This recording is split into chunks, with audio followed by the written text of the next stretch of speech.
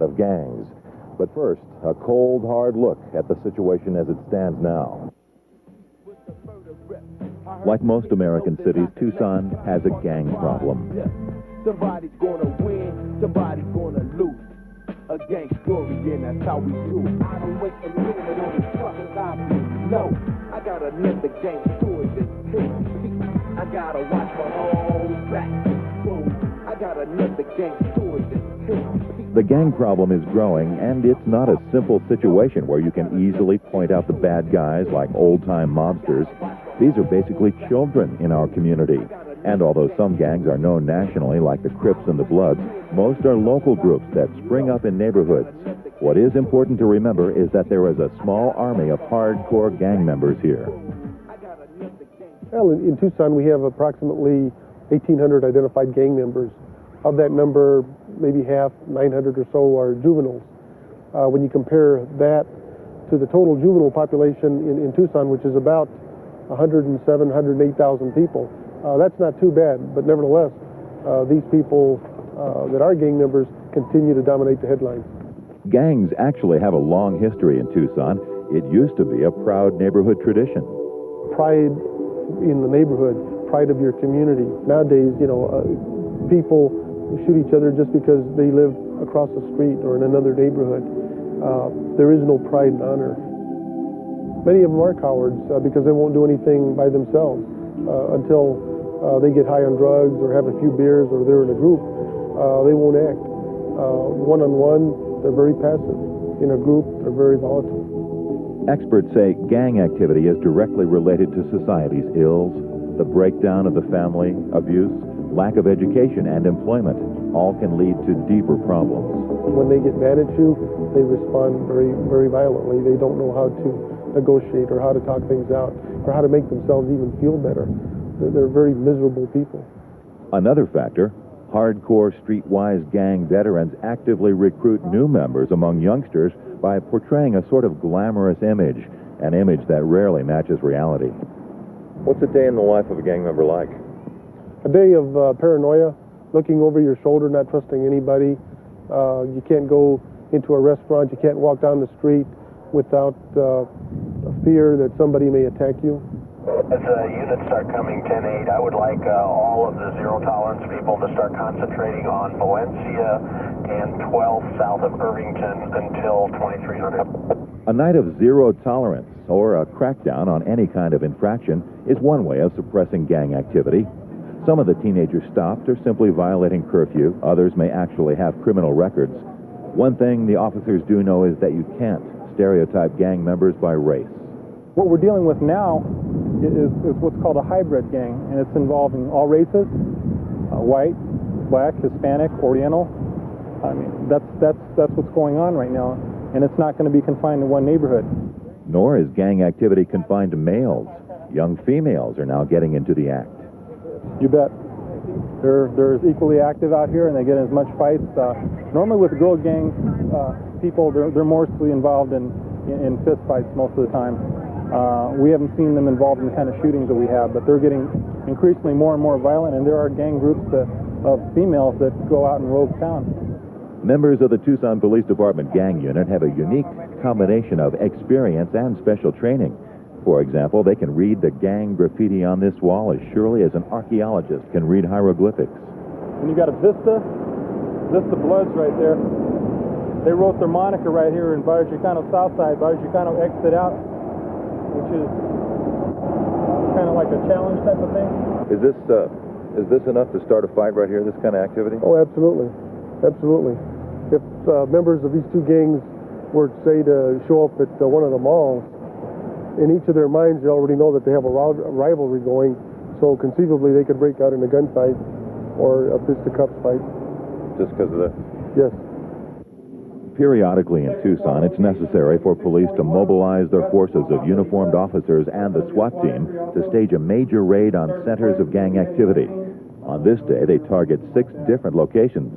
Because the gangs are heavily armed and quick to shoot, it's orchestrated like a military action.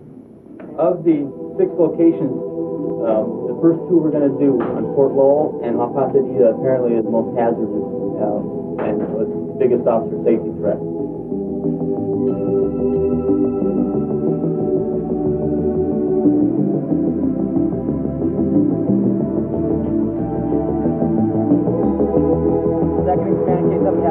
again will be Officer McDowell. We'll be on S6 when we leave here. Make sure everybody's on S6. Okay. Any questions at all?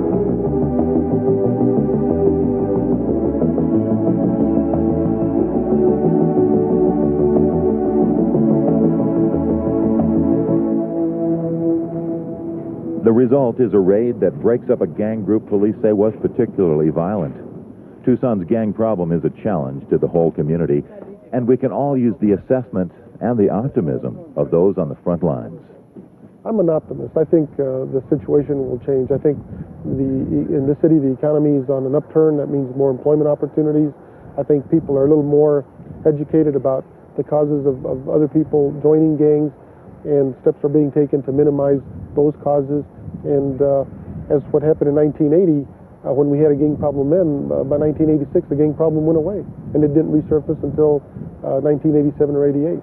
But it was put under control, and I think we can do that today. Power 1490 jams today's hottest music. What's up? It's Gary the Sandman. 8 o'clock on the nose, and it's Monday night, which means it is time for Street Soldiers.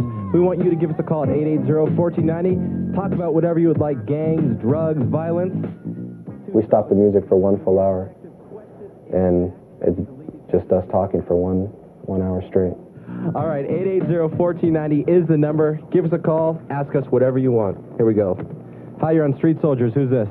Christine. How you doing, Christine? I'm fine. What would you like to talk about? Well, I want to know what the zero tolerance is. I'm a mother of 35 years old. We don't want kids going out at night getting involved with criminal activity, because criminal activity unfortunately leads to shooting. Friday night, for instance, we had several kids just cruising a particular area of town.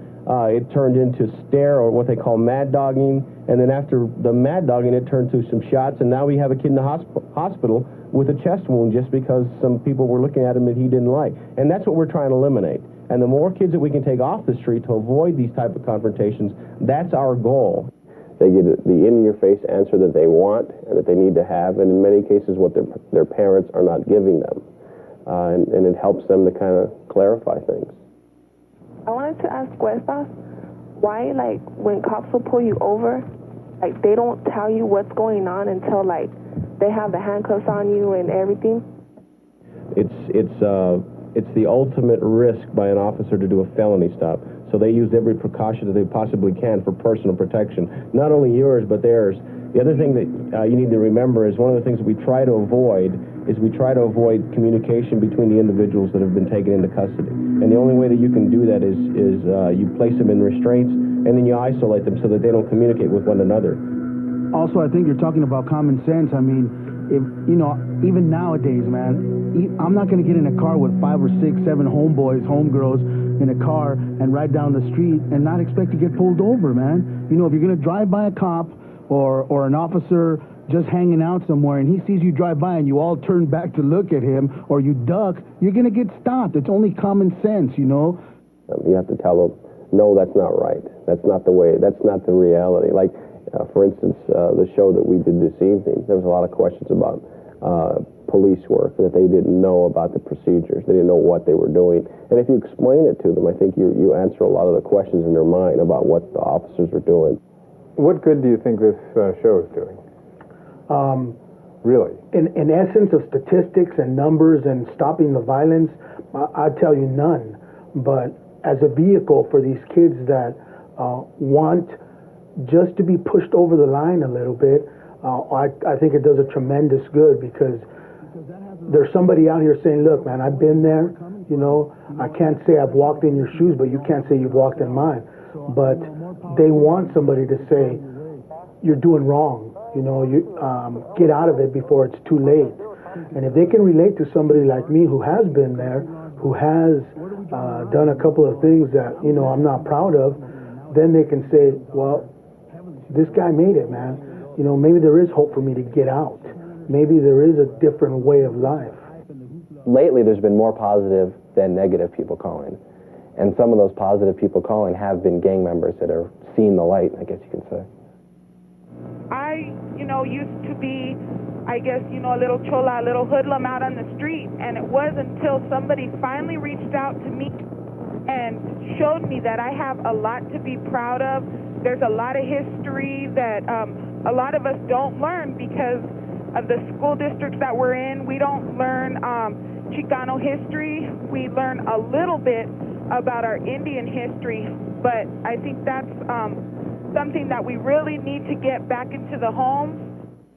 I think that there's a way out for these kids, you know. If they really want to get out, they can find help. That Tucson is filled with resources for children to be able to say, that's enough for me, man. You know, help me out.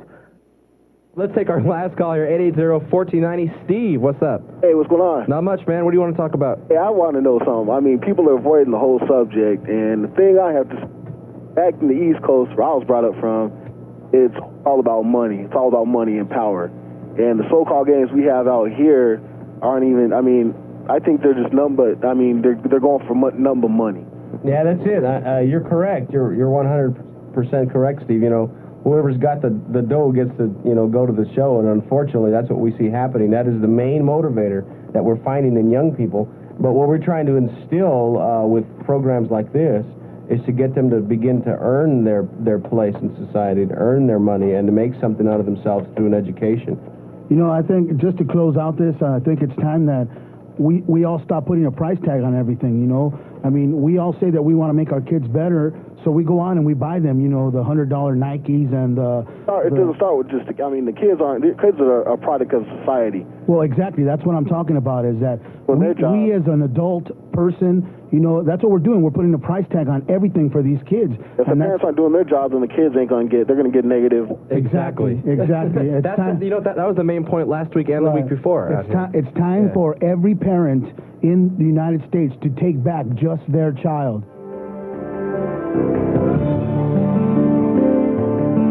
You might think that once someone joins a gang, that person is in it for life. That's not necessarily the case. Some young people are getting out of that oftentimes violent lifestyle. How? With a little encouragement from their peers, some help from caring adults, and a good deal of self-motivation. 1, 2. You know how to throw 1, 2? Keep your hands right here. Keep your hands right here. Keep your hands right here. 1, 2. Alex Villa giving a boxing lesson to a youngster at Kronk Gym. But this big man with a big heart gives advice about more than just how to throw an effective 1-2 combination. He counsels youngsters on how to deal with some of the difficult combinations life can throw at them, whether it's a bully at school or family problems at home. It's rewarding, and, you know, every little bit helps, and I want to be one of the few that can say, you know, Chicano power and mean it, and be proud of my people and Tucson and everything else. For years, Chicano power to Alex meant flexing his muscles as a hardcore gang member. The things he did during that time are not something he likes to talk about. It's kind of hard to talk about what you did in the past. You know, between older homeboys, you know not to talk about the things you did in the past. And if I sit here and told you, while I did this, while I did that, you know, you sound like a Professor Bragg about, you know, you don't really got to be telling nobody what you did. And, you know, we stop looking back and start looking forward and working towards tomorrow. And today, at age 24, that means working with those who will be tomorrow's leaders. You got a jab, you got a jab. Come on, Michael, stay out, box. At the gym, Alex's supervisor, mentor, and good friend is Joe Agredano. He's had as much to do with Alex turning his life around as anyone. He goes way back a long time. He's a hard gangbanger. You know, he's been in the gangs, and 10 years ago I would have told you Alex would probably be dead by now. Now he's coming along. He's a great help to me in my program, and we're making more Alexes. You know, you need a lot of help and a lot of support. I've always had support in my home, but I came from a single-parent home. My mom wasn't there, but I had a lot of people who were telling me, you're not dumb, you can do something, and, you know, a lot of times you forget that. One thing about Alex you can't forget is his size. He's 6'5", 380 pounds. He says when you're that big, sometimes trouble just follows you. I wonder sometimes if I was 5'8", and weighed 180, you know, if I would have gotten the same places and done the same things had I been a normal size. I think sometimes it does. Alex doesn't have a formal education in counseling, but he still considers himself effective at what he does. Kids out there today can walk in and tell the counselor exactly what he wants to hear and not get nowhere. And with me, you know, I can tell him, look, you know, light of your mom, not to me. I know what you're, you know, I know where you're coming from. I've seen some educated fools, man. You know, they got degrees and everything and no common sense. You got to fill these kids out. You got to find out where they're at, what's wrong with them. And you don't find that out until you get their trust. When they see an adult, you know, right away their defenses are up. With Alex, they're more relaxed with Alex, so we can reach them sooner, you know, a lot quicker. And of course, you know, Alex being out in the streets himself, you know, he knows what to look for, you know. I'm proud of being from here. I'm proud of living here. And, you know, I'm proud of the people I grew up with. This is the neighborhood park in which Alex hung out when he was an active gang member. It's a place he and his neighborhood friends still visit. They hold meetings here, oftentimes to counsel the younger kids. I always worry about my neighborhood. I always worry about the younger generation in it and what's going to happen and, you know, if everything's going to be all right. While Alex spends a lot of time encouraging the younger generation to give up its violent ways, he himself feels the pressure to return to that lifestyle. Kind of, yeah. I feel the pressure because, you know, I was a part of it for so long, and I see it going on, but sometimes I got to turn around and realize I'm 24 and not 14. It's hard because your homeboys come and tell you that something went down and, you know, they beat up so-and-so or, you know, something's going on tonight, and you kind of want to, you know, jump at it. Well, let's take care of business, but you realize, hey, you know, I'm too old for that. Joe told me, it's like, if you want to work in this field and you want to help the kids, you can't walk on both sides of the fence. You either got to be clean or you got to be a banger. For now, Alex has decided to stay clean. He says there's always the chance he'll fall over onto the wrong side of the fence, but if he does, he says he'll do his best to climb his way back.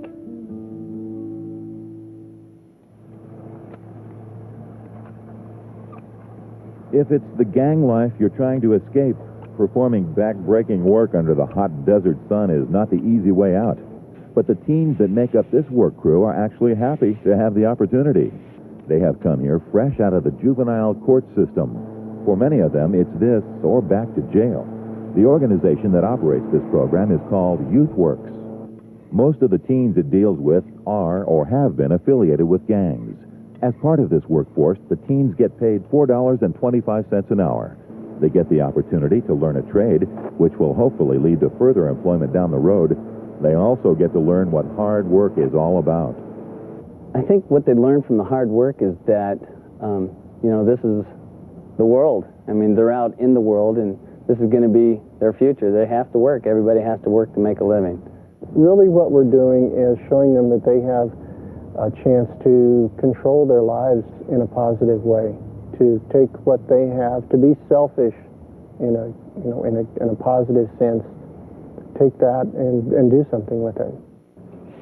The program has had many success stories. One of them is 16-year-old Anthony Yanez. Anthony belonged to a gang on the city's south side. He was arrested for an assortment of things: curfew violation, assault and burglary, but that was just part of it. I did a lot of stuff. On robberies, I did on robberies before. I stole cars. I never got caught for that, though. Early on in life, Anthony managed to steer clear of trouble, participating in activities like Little League. But when he was 8 years old, his family moved from the small town of Ajo, Arizona, to this neighborhood in Tucson near 36th and Campbell. It was then Anthony started running with a local gang. His mother, Margaret, immediately discovered what being the parent of a gang member is all about. It's real hard. There's times when, you know, you just think, is he going to grow out of it? Does this boy have any sense at all? Does you know, talk to him a lot? That didn't work. According to Anthony, what did work was the discipline he received at a highly structured boot camp type program he was sent to, as well as the time he spent in jail. Being locked up, I didn't like being locked up. I like feeling better. I like, you know, having girlfriends and all that. You know, I can't be locked up. Now that Anthony is free again, he doesn't mind the hard work. Actually, he says programs like this one could be helpful to other troubled teens. Yeah, if they want to be helped, yeah. But they gotta want to be helped. One person who wanted help and found it here is 17-year-old Wolfgang Sorensen, known by his friends as Wolfie. While not a hardcore gang member, Wolfie did associate with the gang and got into his share of trouble that also led to heated arguments with his parents at home. But he says all that's behind him now, thanks to programs like YouthWorks. It straightened my life out. Before this, I was thinking about suicide and stuff like that. And it's really turned my life around, and now I have a future and stuff like that. This is a bleeder valve, all right? Yeah. He came here kind of with his dander up. He was the tough guy, you know, put on a big facade of how tough he was, and really his true colors are out now. He's just this nice, wholesome kid that you'd never thought he'd ever been in trouble. You know, I've never met a dumb kid, never met a dumb person. And if you can build on the positive things that they have, then that's what you go with. Even if he never picks up another tool to do landscaping, he has a lot of skills, and he can go pretty much anywhere he wants to now. I'm excited. At least I ain't in a gang right now and slinging dope all over the place. No, he's just doing what Anthony and the rest of the youth work teams are doing, working hard at getting a second chance at life.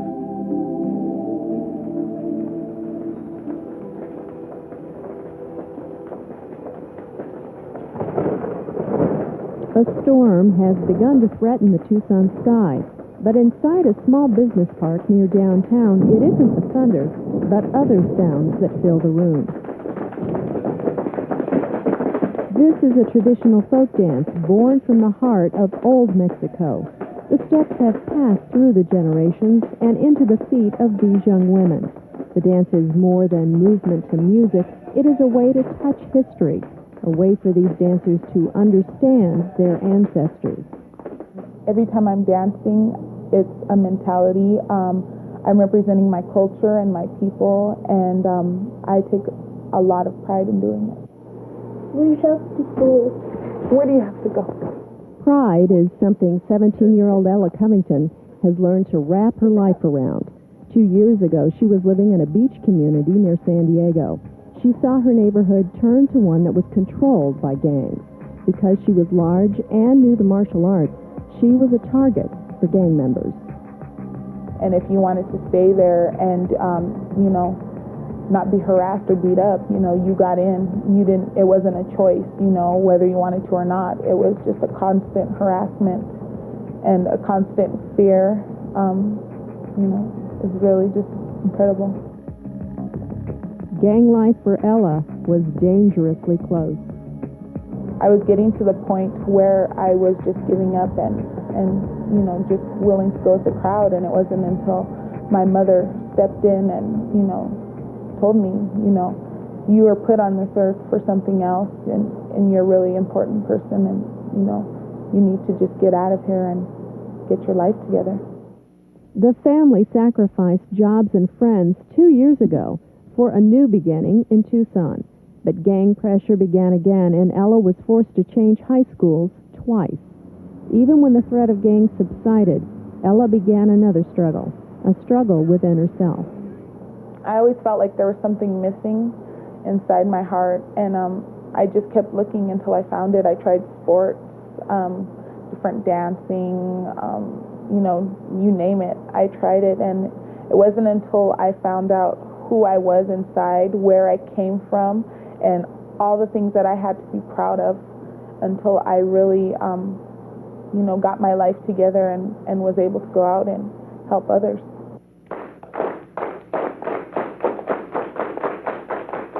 Ella was able to help others and find out who she was when she joined a national student group called MECHA. MECHA emphasizes leadership and community responsibility, as well as an understanding for the history and the culture of Mexico. By helping to establish 4 local MECHA chapters, And as founding president of the Santa Rita High School chapter, Ella took a high-profile position for the organization. Today she works with 8 Mecha schools. So we have it, man. Well, what all I'm trying to say is the gang subculture, it's becoming our culture, man. So everywhere we turn, you know, when I walk into an office or whatever with my new briefcase, you know, I'm still looked at, man, but you'll have to look at gang members, man, or whatever, right? Because it's a rite of passage. The danger of stereotypes and gangs are subjects that come up often during Mecha meetings. Jose Santos is a guest speaker and youth advisor from Chicanos por la Causa, a nonprofit social service agency that supports organizations like Mecha. He believes if you can teach someone about their personal history, you can change lives. You instill this culture, this identity, a person takes on a whole new role in life. You know, when a person knows that his or her ancestors were these great people, very intellectual people who knew everything about the stars and the cosmos, I mean, that instills a lot of pride in somebody. To go on and to do more research and to read a book and to tell other people and tell other peers, which is more importantly to tell their peers about what great civilization our ancestors had at one time. That sense of identity has helped Ella conquer the difficulties she still faces in life. Every time I do something, I'm reflecting on my people, and that's what I think of every time I get the temptation to do something is, you know, if there's people watching me, because no matter where you're at, there's always somebody watching you. That's, you know, what I think. And, you know, what if there is somebody who, you know, doesn't know Mexicans or Chicanos, you know, and I'm their first impression. That's, you know, one thing that I'm very concerned about is my self-image. Mecha also offers young adults the opportunity to become children again, and if only briefly, to be removed from the worries and struggles of daily life. Okay, all right. Okay. Roxy, are you proud Chicana? Yes, I am. And I especially like my raza that has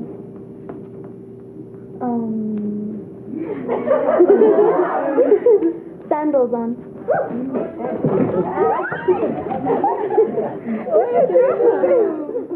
Some would agree that gangs have stripped away the carefree times from many of Tucson's youth.